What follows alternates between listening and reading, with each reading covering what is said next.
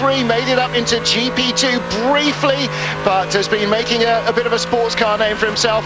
That's the battle for the lead, and Boris, the wild cannon on any deck, is in third place in this BMW now.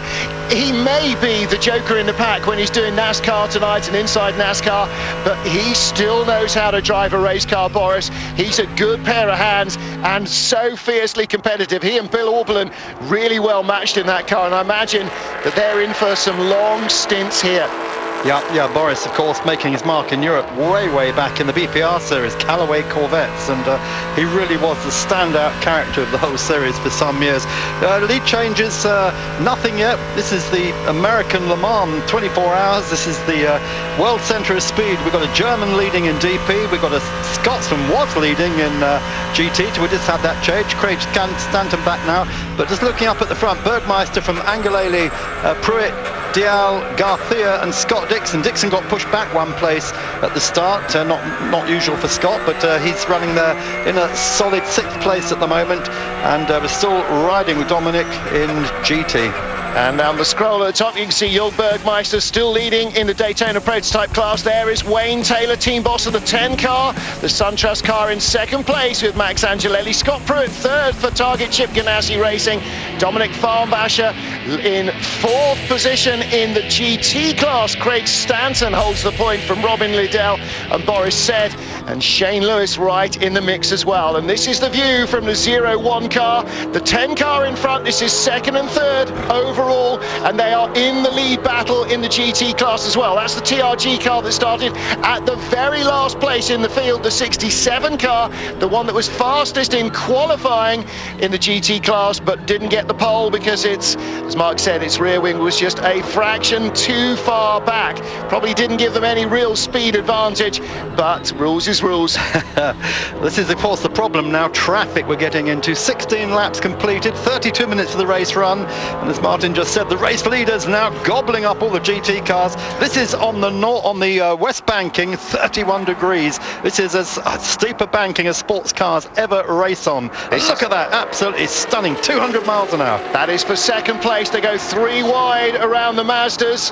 The RX-8s that have been the stalwarts of this field and may well come into their own, not on raw pace, but on longevity.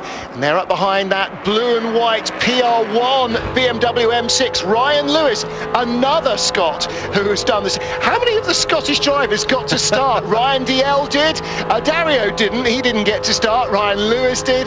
So Robin Liddell, of course, of 19 Brits in the field, aside from American drivers, Great Britain with the highest representation of any non-US nation. And again, the onboard view of the 01 car. Scott Pruitt, last year's Grand Am Series champion, of course, with Memo Rojas. They share with Graham Rahal, hoping to emulate Dad Bobby in winning here.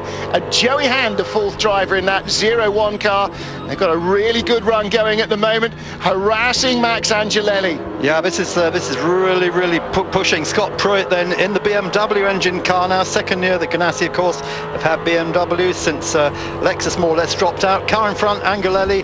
That is now running Chevrolet badged engines. Of course, they've been Pontiac all their Grand Am racing career. Pontiac's no longer a brand, so all they've done, they've just switched GM labels and same engine, same team. Wayne Taylor still very much at the helm. Both his sons here racing today, one in this car, one in GT. And Wayne is driving the 10 car as well as running the team. Of course, he's been associated with GM for years in Prototype's Cadillac program. He was up to his knees in that, wasn't he? And ever since, you know, and that's over a decade ago, he's been part of the Bowtie family. Now, as you say, with Chevrolet, the badging on the block. Max is starting this. Ryan Briscoe from Australia, he'll be part of the driving team. And Wayne Taylor and son Ricky, one of his 2 sons, racing with him. And both of Wayne's sons are in the field, passing the familiar red, white and blue of Brumos, the Florida-based Porsche operation that has been so successful here in GT racing over many years.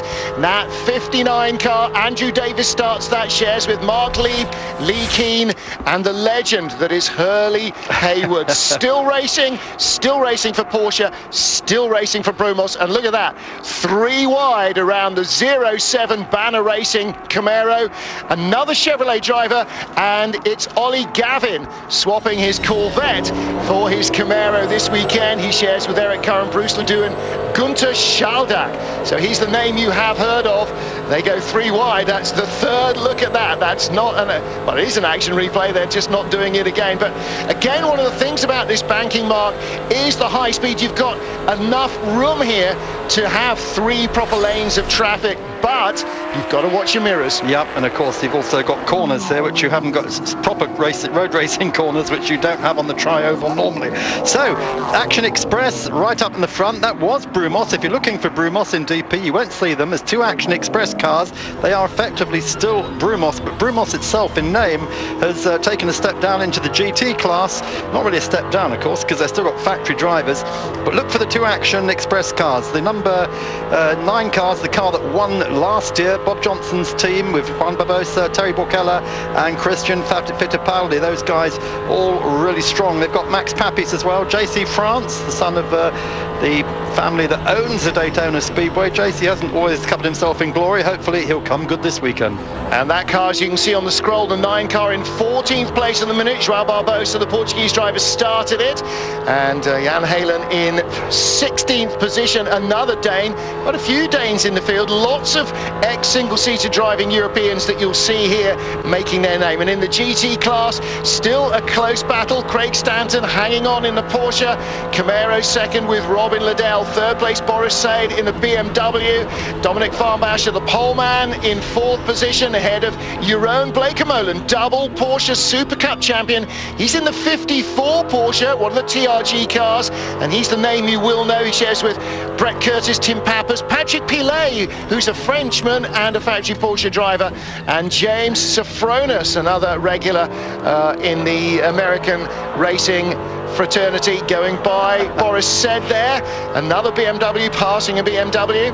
Yeah, Scott Pruitt just cannot catch Max, can he? Max has really got the edge at the moment. Interestingly, we've got a huge number of former outright winners here, 23 of them racing this weekend. There's one of them, Wayne Taylor. But Hurley Haywood, 5 wins, the most winning driver of the Rolex 24, second most winning driver, the man we were just riding with a moment ago, Scott Pruitt, 3 times. We're riding with Max Angelelli at the moment. He won this race, of course, back in 2005 with Wayne Taylor. That was in the SunTrust car with Pontiac badging, as we just said. But that, Martin, is what everyone's been saying this week. This is probably the best driver entry they've ever had for the Rolex. It is such a strong driver entry. Part of that comes from the increased profile that it's got. You get a couple of NASCAR drivers in, and suddenly it's got this massive American potential audience, lots of interest. That starts to drag a few more NASCAR drivers, and then it becomes self-fulfilling prophecy. You know, you can have as many Indy 500 winners as you like, and it doesn't have the same impact. You can have as many Scott Pruitts as you like, it doesn't have the same impact. But you play to the mass market, and you've got something big on your hands. I think they know how bad I want to win. It's BMW power, Telmex, Target, Ganassi Racing, all great stuff, right? So for me, I just want to go out and do my job and try and get Chip his last big win. You know, he got all the rest of them last year. Now we're hoping we can get him this 24 hours Daytona. Right now, it sounds like possibly having to change a gear stack in the 01 car the next caution. Any concerns about that? No, because these guys are awesome. I mean, I've watched these guys work for a couple weeks, and this team is so deep from top to bottom that they say they can do a gear stack in 2 or 3 minutes. Totally believe it. I've never seen it done before, so me and you will watch together, but they know what they're doing. Like I said, they tell me to get ready, I'll get ready, and I'll do what I can to help us win. Yeah, he's totally right there, guys. As soon as Tim made that decision, the team just went into action. Nobody rushing, nobody scrambling around. They had all the parts and pieces. Well, interesting. Gears, of course, denied them victory. A very close call in the closing stages. Their last good shot at the win. And a gear stack, well, that is in British terms is a gear cluster. They will remove the tail of the gearbox, pull out the entire gear assembly and put a new one back in. You can't change the gearbox, same as in Le Mans racing. You've got to keep the gearbox casing. You can change the cluster of gears inside, and it's all cassetted so that you can do that. But that's a real blow early on. Scott Pruitt is going fast in the 01, but clearly they're going to have a prolonged pit stop. Yeah, good. Just while we're talking about gears, this car, of course, the lead car, which has the 4-litre Porsche GT3R engine as opposed to the Cayenne V8. Because he's under 5 litres, he can have 6 speeds in his gearbox. It's sequential paddle shift box. If you're 5 litres or more, you can only have 5 speeds. So Jorg's got that. He's got more gears to play with, which at the moment seems to be looking good. It does work. That will help them with economy if they get into a situation as we perhaps expect, where the heat temperature, where the temperatures are high, remain high, and fuel consumption may be higher. The fact that it's not a stock block, it's a purpose-built race engine, the GT3R engine, will help. The fact that it's got a purpose-built 6-speed gearbox will help, and all of those things are starting to play in its favour. It's a little lighter as well, sub 5 litres, 50 kilos lighter. Doesn't sound like a lot, but it makes a difference to fuel mileage, and all of those things work well over 24 hours. Stay with us, we'll be back. Welcome back live to Daytona, in the shadows on the banking, and approaching 200 miles an hour in the Daytona prototype fields. The race being led still by the pole-sitting Flying Lizards Motorsport Riley chassis, built in Indianapolis with its Porsche motor. Jörg Bergmeister leads in Daytona prototype. The Dallara Chevy, Suntress Racing 10 car of Max Angelelli in second place. Scott Pruitt third in the 01 Chip Ganassi Racing BMW engined Riley chassis. If you want to follow the race, and why wouldn't you, you can do so online. Go to Grand Am's website, and it's grandam.com, all one word, grandam.com. You can watch the live timing and scoring. If you look on the web as well, go to Speed TV's website when we're off air, and they're still on, although they do go off at 10 tonight Eastern and don't come back on till 9 in the morning. You can watch extended coverage there. Bob Varsha, David Hobbs, the legend, leading the team, and we'll be with you here now until 1 a.m. British time. So settle back, get the kettle on, and enjoy the race. Let's just mention dailysportscar.com as well, of course, our own British sports car website. They'll be carrying all the news throughout the whole race. Mark Howson, Graham Goodwin and Yanis Wimpfen doing all that work, and thank you very much for all your help, guys. Looking at GT, Martin, just for a moment, Craig Stanton still leading, but Boris Said has now monstered his way into second place ahead of Robin Liddell, and Dominic Farnbacher is in fourth. Jeroen Bleekemolen, we haven't mentioned him, racing for Porsche, he is in fifth place. And in fact, the car I didn't mention behind Jeroen Bleekemolen, sixth position for Britain's Nick Tandy as well, his first race here at Daytona. Scroll down a little there, the car we're on is the Mitcham Motorsport Porsche that was knocked off on the first lap. Randy Pobst, almost as much a racing legend in American motorsport heritage in my mind as, oh, he's got a little bug in the inside of the car with him, as Hurley Hayward. He's been racing 20, 25, 30 years, Randy Pobst, 47th position at the moment. Of 48. And yeah, they are of 48 cars, because 2 were withdrawn. The 00 car, the French A10 Motorsport Ferrari, and the number 11 Ford Mustang was withdrawn overnight. Yeah, the A10, of course, is Tony Dow's team. That's where he went, the man who gave Jaguar those Le Mans successes. A lot of rumours around the car, but apparently after it was burned at the Raw before the Rolex, the test weekends they had, the car was rebuilt, brought back here this week, but they did not want to run it. The owners didn't want to run it. Jan Halen on pit road, the 7 car that he shares with Jared Beyer, Scott Meyer, Doug Peterson, RJ Valentine.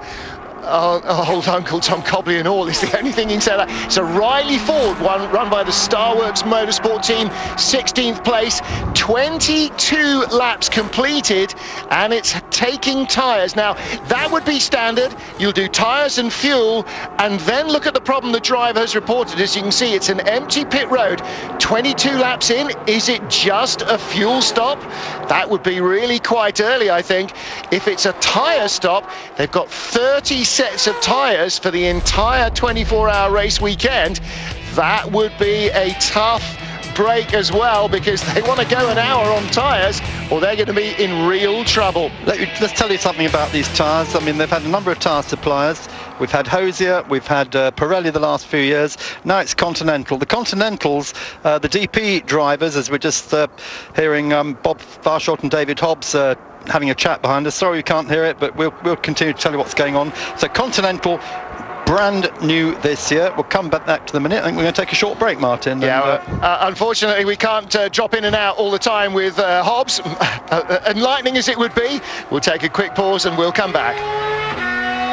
Welcome back to live pictures from Daytona International Speedway. You're looking at our race leader, the outright leader in the Daytona prototype class. Fastest lap so far, averaging 127.6 miles an hour, and that's with this tight and twisty infield section as well as 3/4 of the Daytona Speedway banking. Coming out of the infield around the 31-degree eastern turn, in the shade there as the sun makes its way across central Florida in this January afternoon. And of course, traditionally the Daytona 24 was in February, Mark. They've moved it even further forward into the winter now because the weather puts up with that. But as a result, 13.5 hours of darkness in this race. It's one of numerous ways that this is so different from the other 24-hour race, the one in France in June. Yeah, France in June in Le Mans, of course, maximum of 6 hours, perhaps 7 if it's been raining. But as you say, double the darkness here. It's a much harder circuit than Le Mans. This, you haven't got the long straights and the flowingness of the Circuit de la Sarthe. Here you've got these very vicious hairpins. There's 3 hairpins. You've got the bus stop, which catches everyone out. And running in the dark, of course, you're running on a circuit that's only 20% lit with the NASCAR lighting. They run the NASCAR race in the summer in the dark, but this one, they have to run 20% with the NASCAR lighting. You'll see that we'll be going into sunset not too long ahead. We're in Florida, and we're now at coming up to 5:30. Darkness will be coming about 6:15. 4:20 in fact. A couple of hours. And as you can see, drivers now starting to get ready for the first regular pit stops. It's 4:20. Race was off at 3:30, and that means that we are getting 55 minutes maybe out of a fuel tank. You saw Dario Franchitti had his helmet on. You saw Pat Long getting ready to take over the lead car. So we're starting to see that maybe we're not going to make it a full hour on a tank of gas. That's something we expect at Le Mans, but of course it is a much longer and average speed, a much higher speed average circuit as well, Le Mans, than it is at Daytona. So right, well let's just do the maths now, because we're starting to talk about Continental, the new tyres. They have 30 sets of tyres for the whole weekend.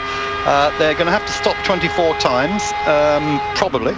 Yeah, so that's at maybe least 25 that's times. At least 25 sets plus 1 to get them to the end. Now, that's 26. That gave you 4 for practice and qualifying. Yeah. Now we're talking to team managers. They tell us that these tyres come in very quickly on the Daytona prototypes, like it within 1 lap, but they don't last as long. And the only team that's told us it's going to try and double stint in the night is Krone Racing.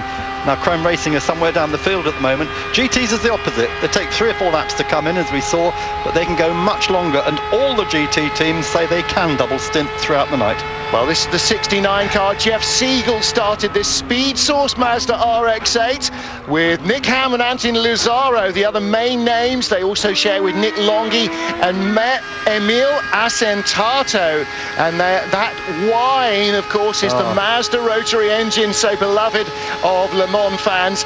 For about a minute every 8 or 10 minutes, it used to come round. You could put up with it then. Coming down off the speedway into turn 1, and that's where the new pavement ends. This is where the old pavement remains in the road course, the Roval part of the Daytona International Speedway. And of course, one prototype team was so concerned about tyre wear, they didn't even go out and qualify. That's the team Richard Westbrook's in the 95 car. Ryan Hunter-Ray started Level 5 Motorsports, Riley BMW. They share it with IndyCar hopeful perennially Rafa Matus and Scott Tucker. And Richard Westbrook, not only Daytona prototype racing, of course it was announced last week, he's going to be part of the factory GM Corvette GT2 team as well. So he's got a major season on his hands, particularly if he can put together a Grand Am program to go with the American Le Mans program. Yeah, and with Christophe Boucher. That was his car going by just as we spoke. Sorry. Christophe Boucher in the 55 Level 5 car, just starting his 30th season of motorsport, and he's still yet to smile. Yeah. Anyway, incidentally, the Level 5 cars, not only have they had this tyre problem, eating tyres up and wanting to save them, but they've had big gearbox problems. So they've taken away the paddle shifts this weekend. So both those cars are running with manual change gearboxes. Well, Max Angelelli is at the helm of the 10 car. You just saw his teammate waiting to go in. Was that Ricky Taylor or Ryan Briscoe's helmet? I have to say I'm not sure. Race leader is on pit road. 27 laps completed and 52 minutes. Yeah, it's 4:23 p.m. So yeah, A little over 50 minutes. I mean, that's a Le Mans stint, really. And his drivers are expecting maybe to do single stints when it's hot, triple stints in the GT cars, some of the drivers were talking about. In fact, Martin Brundle, who we haven't talked about yet, starts in the 23 Riley. United Autosports running that car under their banner. Michael Shank Racing, former winners in the race, have got the engineering there. He shares with Mark Blundell. Martin Brundle was talking about a triple stint to start, if you don't mind. He's in 11th place at the moment and won this, as Justin Bell thoughtfully reminded him on the grid. When I was still a schoolboy, said Justin, over 20 years ago. And actually, if you look at the picture, I looked at the three drivers in the picture. I didn't recognise one of them. They look so childish, so youthful in it. Yeah, Martin Brundle in his Formula 3 days, it almost looked like. Yeah, let's just mention that car very quickly, because you say a lot of people listening and would like to hear how they're doing. Qualified excellent 9th. They're now back into 10th place at the moment. That's because we're in the pit stop phase at the moment. But Martin hasn't raced at this level for 10 years. One here, of course, 1988, Castrol Jaguar. That was just 6 months before Jaguar then went on to win the Le Mans 24 Hours. Very tired-looking Jörg Bergmeister there. Mark Blundell, the man who's still got the all-time... Alvin Springer in the back of the garage. Sorry, all the Porsche faces are there, yes. Mark Blundell still has the all-time qualifying record at Le Mans. He's never been here before. And when he came here for Raw before the Rolex, he came in, he said, I walked in the gates, and I just thought, wow, why have I not been here before? Absolutely, yeah. It's like going to India, isn't it? It's jaw-droppingly enormous, because race circuits in Britain and in Europe aren't, because they're not all self-contained, are they? You don't have anywhere that's got 2.5 mile circle. Well, this is Robin Liddell coming in from what was second in the GT class, and little bit of a long stop for the Camaro. Is it all fuel churns? No, not fuel churns at the back. What are they looking at? Is that a Grand Am official? No, it was just fuel. It was fuel, yeah, don't worry. Yeah, it was just fuel. Panic. So that has, it's got a big lump up the front and a big tank in the back, and they are the first of our front-running GT cars to stop. We did see a couple of other GT cars on pit road, but they may not. Look at that, already on the laptop, Stevenson Motorsport. What is it telling them? They're the guys running that Camaro GTR. Wouldn't you love to know what Mike Johnson knows? Wouldn't the Porsche boys love to know what Mike Johnson knows about the gas mileage that Chevy Camaro GTR is going to get? He rejoins 19th in class, so that doesn't mean anything, because he is the first GT car to stop, and that car goes back out. Incidentally, we'll know the moment we have a driver change, because drivers as well as cars have transponders fitted, and so the drivers carry a transponder on their belts as off goes the 30 car. Whoops. Well, that was started by Scott Rettich. Again, a racer's edge. Motorsport Mazda RX-8 just pulls up short of the tyres. That was luck rather than judgment, I'm going to say. Oh, I think it's a collision, is it, with the 02 car? That may well be. The 02 car could have come down on him. Or has he just burst the tyre and taken the back off? I'm not thinking so. I reckon the 02 came down on him. Scott Dixon started. Don't forget, Dario is waiting to take it over. He's coming off the international, off the loop, out onto the speedway. There's Dario's helmet. Is he going to make it? Yeah, he's getting. I think he was just waiting for traffic at the 10 cars in. Yeah. Okay, so our chrome helmeted. Well, there's Calvin Fish down there. If we get a report from him, Max Angelelli getting out. Is that Ryan Briscoe? Does he have a chrome helmet? It had no notifiable markings on it at all. I don't know what he's racing with here. Are we going to get a full course yellow? Oh, it was the fuel man. That's who it was. Oh, you fool, Haven. Well, we got a lot of cars onto pit road now. Antonio Garcia. Yep, showing with Paul Edwards and Sasha Masson. The only Coyote chassis in the field. Of course, winner 2 years ago, this man, Garcia. And then he was sharing with David Donoghue, Darren Law and Buddy Rice in that Brumos Riley with its Porsche engine. Out comes the Red Dragon and comes out just behind the Garcia car. So there's the 60 car as well on pit road. Michael Shank Racing, Mark Housens, Osvaldo Negri Jr., Formula 3 fans of the 90s. You remember Ozzy. John Pugh and Michael Valianti are racing in that one. I didn't see who went out in front of them. And Pruett. Scott Dixon. Dixon crawling around in the 02 car. Well, they have got the full cast yellow. Now, how tough is this for Ganassi? Well, the 01 car is going to need gearbox work when it comes in. The 02, is it just a puncture. I don't think the rim's wobbling around. I don't think it's suspension, but... Was there a contact? That's the question. If there was, then we may see it again. We may also see a penalty. Let's take a look at the Grand Am official who's just behind the cameraman here. Well, they're going straight with the tyre on it. Damage on the right rear. Yeah, but that could just be the tyres caused that, but we have to wait and see. No, not that far back, I don't think, because look, there's no black marks anywhere around the front of that white wheel arch, and that would be the case if the tyre was really flailing around. He did well to keep it intact, but I think a problem in traffic, and if we could see the other side of this car, we might well see how that all happened. Well, that is definitely on the infield section.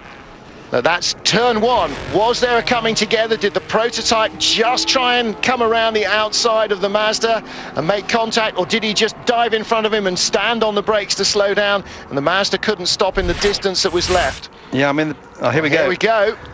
There's the O2 around the outside. There's the Mazda. No, the car, well, it either loses control on its own, or he locks up there in between the two corners, maybe caught sight of the blue nose car. That was 0-1 behind. And there was the two car. You were right, it was a separate puncture. Yeah. Second puncture of the race already. And that's on the NASCAR West banking, 31-degree banking. And is this on board when it went?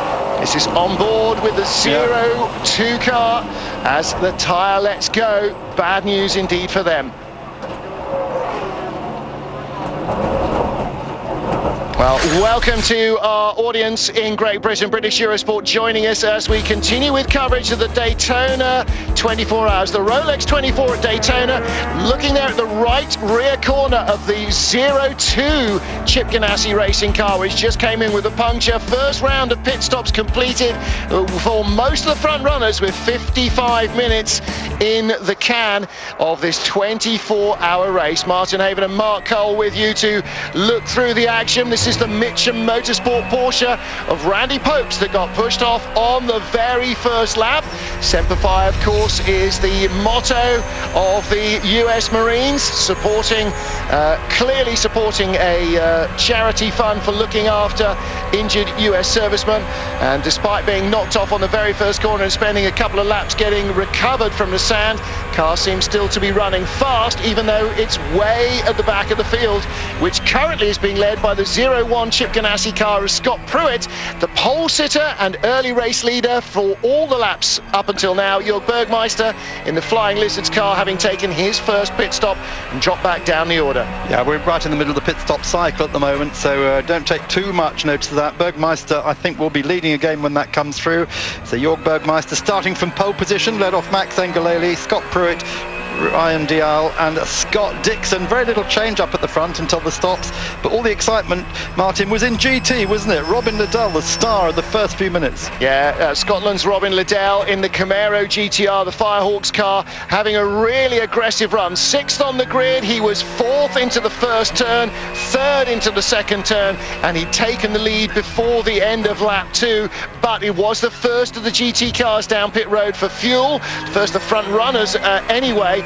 And GT at the moment, Craig Stanton, who retook the lead after about 4 or 5 laps in the Magnus Porsche, the 44 car. He leads from Boris Sed's Turner Motorsport BMW M3. Dominic Farnbash, the pole man for the Racers Group TRG. He's in third in his Porsche. Jeroen Blekemolen's TRG Porsche in fourth. Nick Tandy now shuffled back to 5th place, another Porsche. He's making his debut here for Burton Racing, and both Ganassi cars are on pit road. 0-2 in for a regular stop. 0-1, we gather, will need a gear cluster change, so it'll be fuel and tyres, and then they'll try and change the gear cluster. Joey Hand was telling us the team reckon it'll take 2 to 3 minutes, and that's the work being done right there. There is the gear cluster. You undo the rear of the gearbox casing, you pull out the entire cassette that's got lay shafts, gears, everything, push in a new one, do it all back up. and then somehow you've got to refill it with oil. I guess that is a pressurized system that does that for you. And to save time, they don't even take the rear body section off. I mean, how good is this? Remember this at Le Mans, TWR, changing complete gearboxes on the Silk Cut Jaguars. Here we are doing it in Grand Am some 30 years later. Well, it really is, you know, a replaceable component now. The inside of gearbox, like at Le Mans, here in the Rolex 24, you must keep the gearbox casing. You can't change the engine either. This is our pace car. Yep, good call. 1 Series M Coupe. Good call by Ganassi, of course, because we're under yellows at the moment. That's the right time to do it. We're under yellows because of debris on the track after 2 incidents. One was the Scott Dixon car blowing a rear tyre. The other was one of the Mazdas going off sideways into one of the, well, almost into one of the walls. But I think obviously the way that car had to be towed away, Martin, suggests there was a lot more problems there. Perhaps something had seized at the back. It did look like the right rear just locked up and the car hopped into the air. That suggests a sudden axle seizure more than anything else. But well, yeah, that's what they've been telling us this weekend. They shouldn't be axle failures they've had in past years because of the smoothness of the track. But that doesn't mean to say if you bounce off the curbs a lot on the infield that you're going to save your transmission. Well, when these guys came testing here 3 weeks ago, the whole field, the Raw before the 24, they said it was like a billiard table. It was like driving on glass. It was so smooth. Loads of grip. And Mark, you were saying that when they come down off the speedway into the first turn of the infield, instead of braking at 100 yards, they're now braking at 100 feet before the turn-in point. I mean, that is a massive extension of the grip levels. Brand new tyre supply. We've talked about this year. Continental Conti tyres for the first time supplying the entire field in DP and in GT. So a big step up for them. So we've got a repaved Daytona Speedway, fresh tarmac, no bumps, no holes. Don't forget the race couldn't start the 500 because of a hole in the track they had to try and glue up before the Daytona 500. So you've got that thrown in. Hot weather that they didn't have in the Raw before is increasing the grip and the speed as well. And they've got the unknown quantity of the Continental tyres. All they've done is test them for 3 days before now. They really don't know how they're going to race. So all sorts of uncertainties here. Fuel economy, lasting of the cars and lasting of the tyres. But this is really hurting Ganassi, Martin. Both their cars have been in trouble early in the race. Now Ganassi won this race back-to-back 3 times. 2006, 7 and 8. They got beaten by Porsche engine cars the last 2 years. And this is the year they wanted to come back and really do the job. But both cars in trouble within the first hour. And that's not what they wanted. Chip Ganassi will not be happy. Well, luckily, like Manchester United, Ganassi seems to run into the odd caution period occasionally when the cars need it. Not that I would be suggesting anything untoward going on at all with Grand Am. Brian Till there on tenterhooks down in the pit lane waiting to try and find out exactly what's going on. There is Chip, impassive as ever. Win, lose or draw, he will compete to the death, won't he? Until the checkered flag drops, nothing is taken for granted. Martin, here's our GT leader, Mark. 6 minutes they've been in now. So much for their 2 to 3 minutes that we heard. GT leader, let's have a look at the GT standings. And there's Boris said, the 94 BMW, that was the car that was in second place behind the 44 Porsche started by Craig Stanton. They got some quick bunnies in that car as well as Craig. Marco Holzer, Richard Lietz, both former or current Porsche factory drivers. John Potter, not too sure about him, but you've got to have a weak link in any chain. And there's the 2 top TRG they're all coming, and none of them have whole field's in under caution. And this is 65 minutes they've managed to run to, so that is no problem for their tyres. Yeah, as long as you have at least 5 minutes of caution in every hour. Yeah. And so, good point. Yeah, so we've had at least 5 minutes of caution in the first hour, never mind the first 55 minutes. 66, the pole sitter, Dominic Farnbasher starting that, shares with Lucas Luhr, Tim George Jr. and Ben Keating. 67 just in front, the Andy Lally qualified car, was the fastest car, had to start at the back of the field, shares with Spencer Pompelli, Wolf Hensler, Brendan Gagan and Steve Berteau. So, and Robin Liddell's got out fourth. Robin Liddell, of course, stopped earlier. He has now taken the lead from Craig Stanton and Boris Side. No change in the order from Stanton. Well, Jonathan Bomarito stayed out of the 70 speed source Mazda RX-8. That's one of the Mazda's great advantages. It does seem to do, an extra lap also. There's a Brumos Porsche heading out. Which one is that one? The 59 car, of course. Andrew Davis started. Shares with Hurley Haywood, Lee Keane and Mark Lieb. And I can imagine that Mark Lieb will be doing a lot of hours in that car. That is the historic winning number of course, the 59 car. Even Hurley Haywood's wins in the early years, 70s, were always the 59 car. That's when Bob Snodgrass was running the team. The great late Bob Snodgrass, huge loss to racing when he died in 2007 up at Jacksonville, Florida, had huge Porsche dealerships. Mike Colucci is the team manager. Hurley Haywood is now the team owner, and Hurley has come back to try and get another win. He's had 5 wins outright. He'd love another one. That car, of course, fastest in the test, the Raw before the Rolex. Or and you know, even this morning he was giving laps around the circuit to journalists in Porsches. So Porsche have been really getting the mileage out of Hurley, and he has been loving it.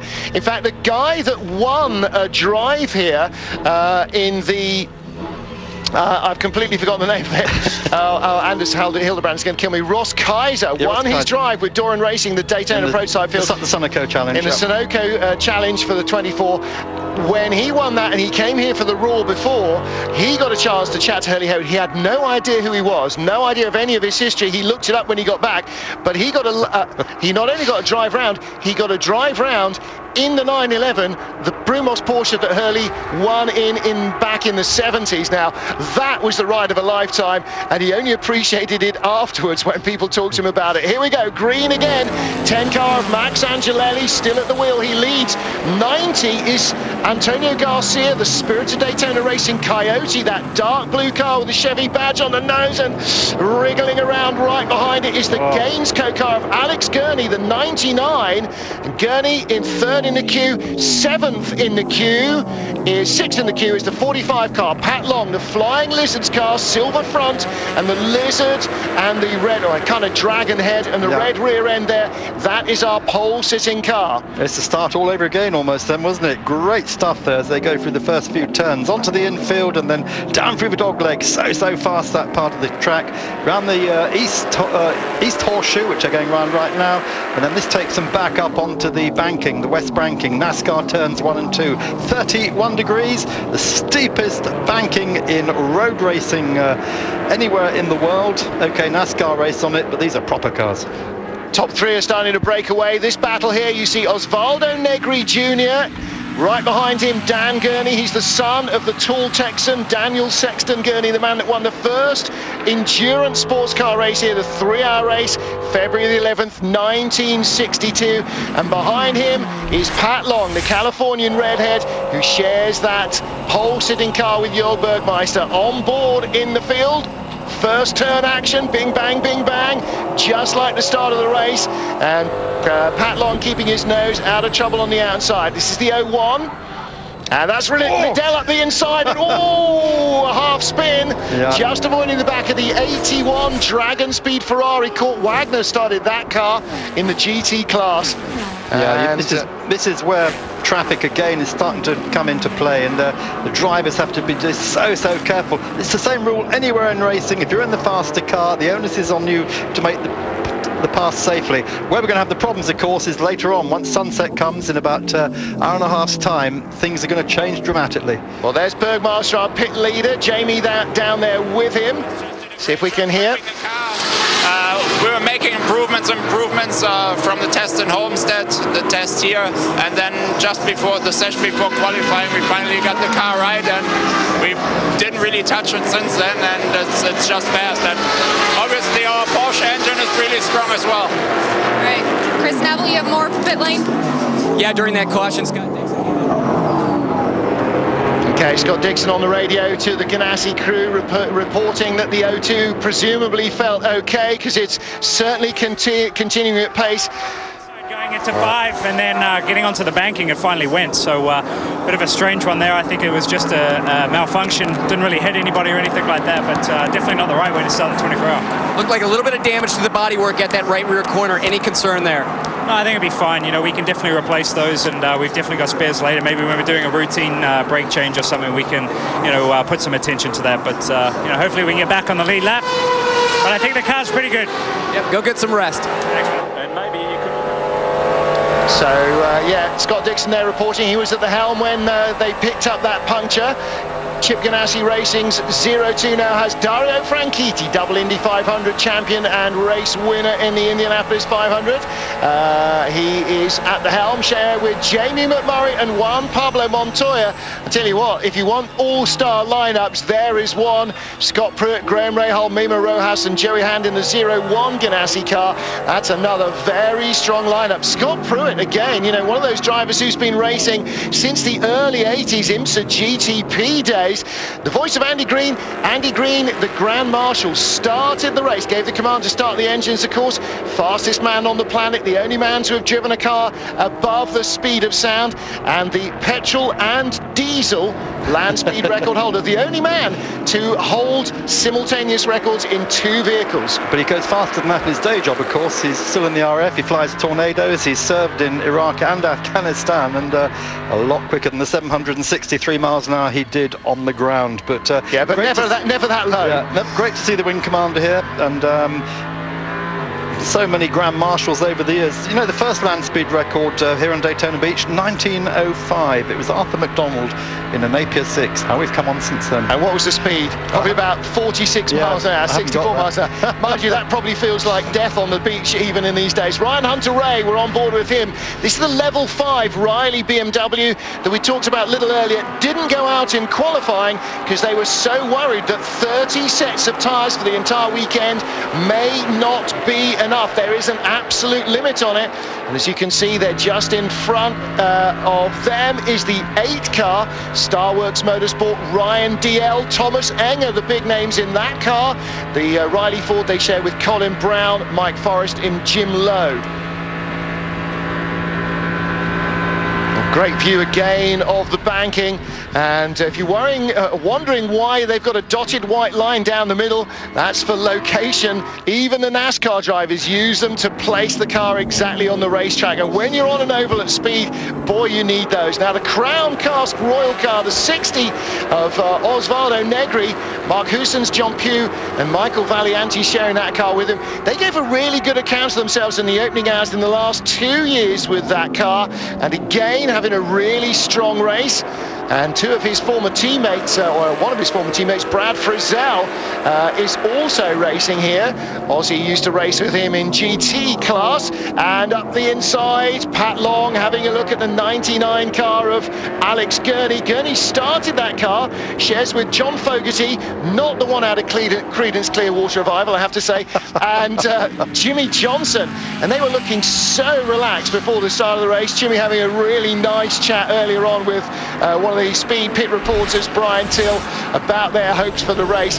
They're doing exactly what they want, running at the fast, running fast and at the front, and so far running clean. Well, there's the 02 getting it right. Yeah. Well, he has to stop. He has stop go board there. Yeah. You can't gain an advantage by using the speedway if you miss the bus stop. Let's just go back to NASCAR champion. Of course, Jimmy wants to win this race to add to his 500. Only 2 drivers in history, Mario Andretti, AJ Foyt, have won the 500 and the 24 here at Daytona. Perhaps the 2 most famous American racing drivers ever of any kind. And Jimmy wants to be the 3rd. He's 35 years old, so he's got a few years to do it. Yeah, he's got well, according to Mario, at least another 20.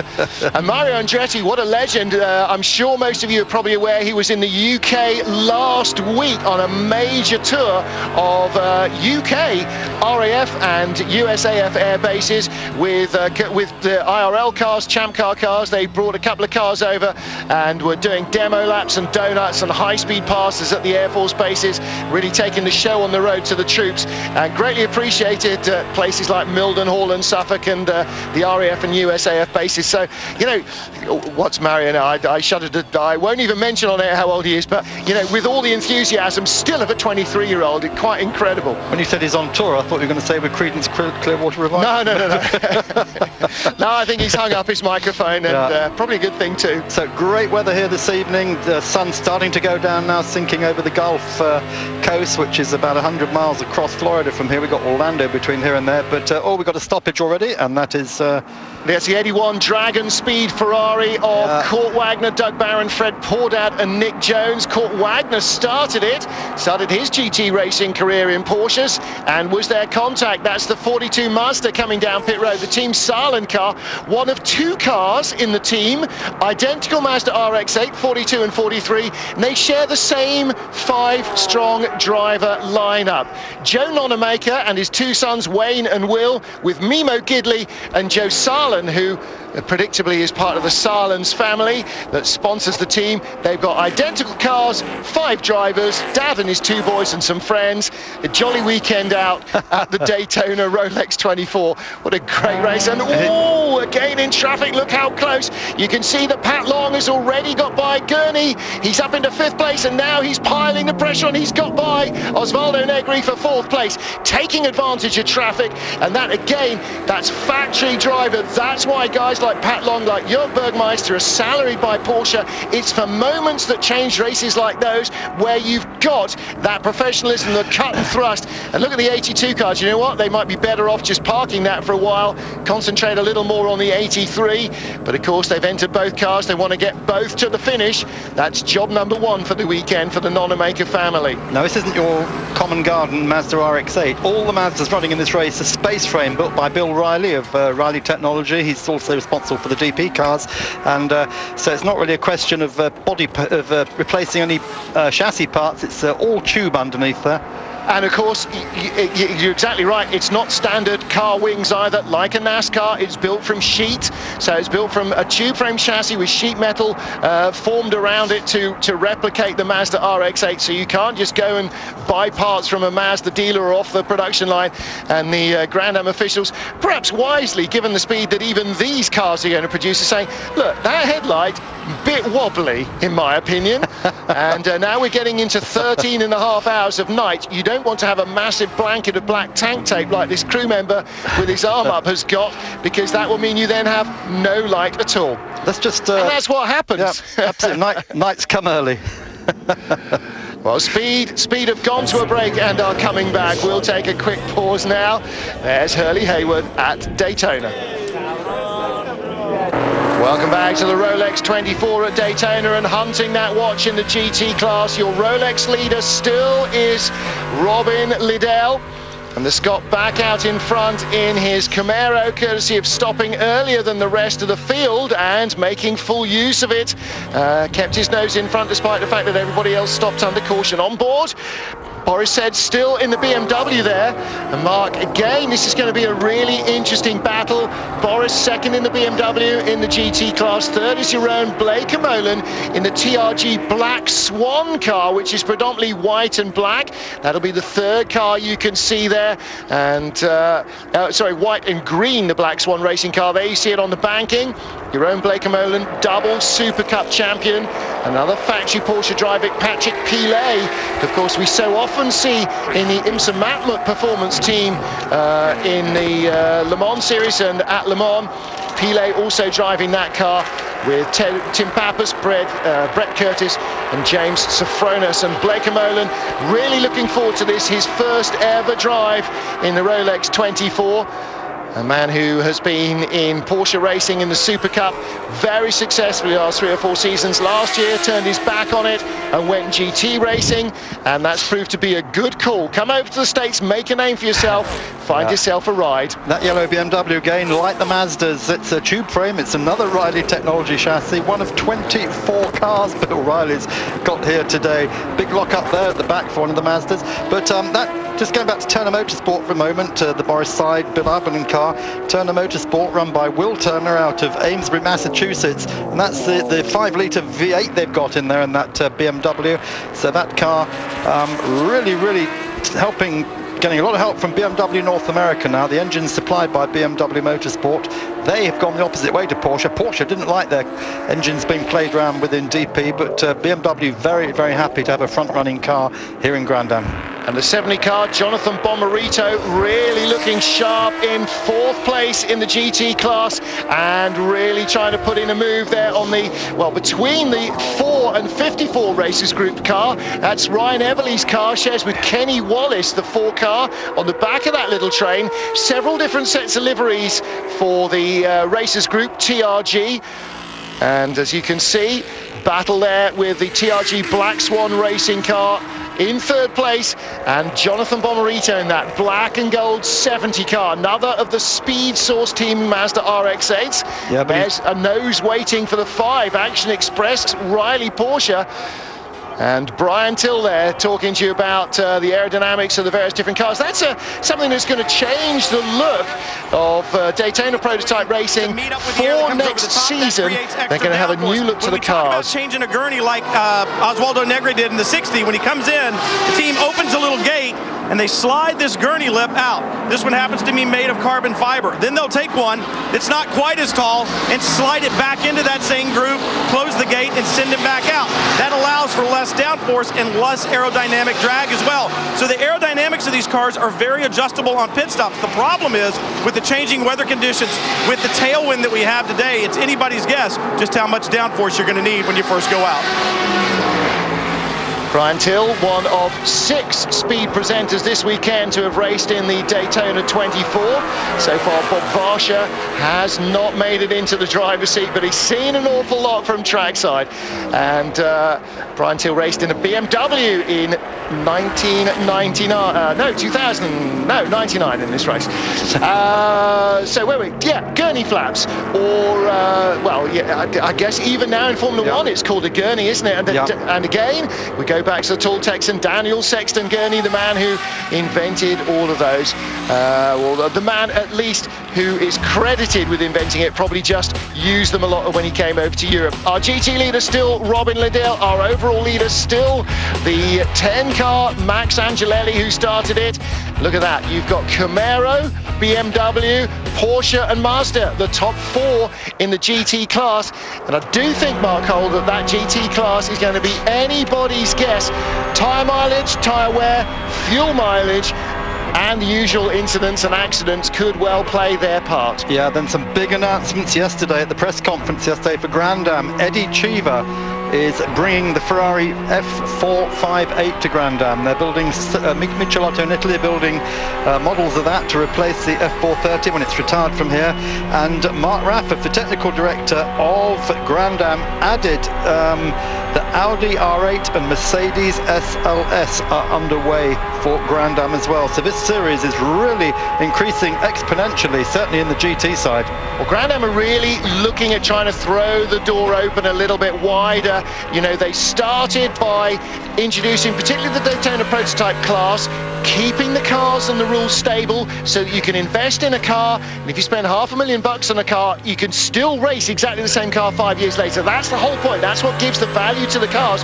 You can buy it, race it for 2 years, sell it on at a decent price if you want to upgrade or change chassis or whatever else. So they hold their value and they continue to be competitive because the rules don't get tinkered around with in the way that, you know, single-seater formulas quite often do. Yeah, we expected this to come because Mark Raffer was seen at 2 VLN races at the Nürburgring on the Nordschleife this year. This is the series of 4-hour races they have that are built around the Nürburgring 24 hours. Audi, Mercedes, Ferrari and Porsche all going head-to-head in that series. Grand Am would like to try and replicate that. And there's even rumours, Martin, yesterday that there's just a possibility we might even see a Grand Am race in Britain because as well as seeing... James Tucker is in Daytona. James Tucker's been here all weekend. So Scott Atherton from the American Le Mans series. They've all been looking and watching. And I think Grand Am has changed from in 2001 when it's launched. It was still, everyone thought, well, it's really just a NASCAR sports car series, you know, good old boys, rough and ready. That image is going very, very quickly. Well, it is, and they're trying to make the cars look a little bit sleeker and sexier. They're lowering the glass, they're lowering the roof line. At the moment, it's 41 inches high. If you look at a GT40, it looks incredibly low. But because the side pods are so low on these cars, I mean, everybody said when they first started, oh, look, it's a URD from the 1980s, the single ugliest Group C car ever made. And they are still very tall, and they're trying to just smooth them out, make them look a little bit more progressive, like the Lola has done successfully that Tracy Krone's team are running. You know, so it's got just a more of a Group C look to it, much more of a whole design. They're again just looking a little bit at that, trying to make the thing look a little less sit up and beg upright, if you like, and a bit more modern and sophisticated, but allowing choice of chassis, choice of engines, all within some fairly tightly contained rules. And again, with the GT class, looking at allowing different manufacturers to come in, but not allowing any to take liberties. And like the way they do in NASCAR, they'll be very happy to say, okay, I like your thinking on that, I can see what you've done with the rules, now take it away and don't do that again, bring it back a little bit heavier, a little bit slower, a little bit more this, a little bit more that, so that you don't just trample the opposition by sheer weight of cash.